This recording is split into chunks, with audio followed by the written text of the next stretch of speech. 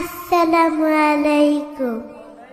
ওয়ালাইকুম আসসালাম রাহমাতুল্লাহ। আল্লাহর রহমতে সবাই কেমন আছেন? আলহামদুলিল্লাহ।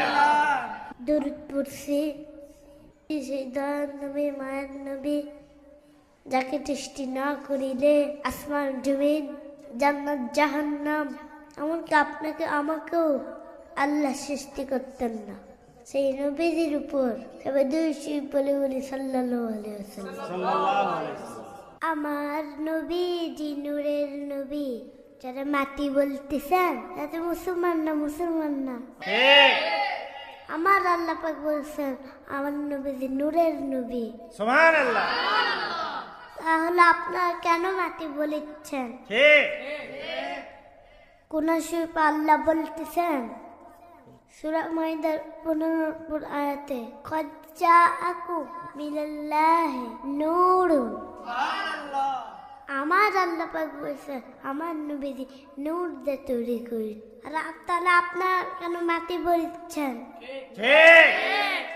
তাহলে আপনারা কোরআন মানেন? আপনারা কি সাথে আগে বলেন নবীজি নেতা ঠিক করছেন কেন? নবীজি তো নূরের তৈরি। আল্লাহ বলছেন কোরআন শরীফের মধ্যে। আপনারা মাটি কেন বলতেছেন? আপনারা কি কোরআন হাদিস মানেন? আপনাদের দলের কিতাব, আমরা মানে আমরা আল্লাহর কিতাব। এই তো সাবধান হয়ে যান, মাটি বলবেন না। আপনারা নিজেই তো মাটি নেন, আপনারা তো পানির তৈরি।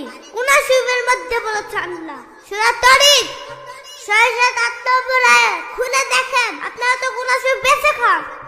আপনারা কি পড়েন? যদি পড়তেন তাহলে মাটি বলতেন না, বলতেন আমার পানির তৈরি। নবীজি কেন মাটি বলেন? এত সাহস কোথায় পেলেন আপনারা?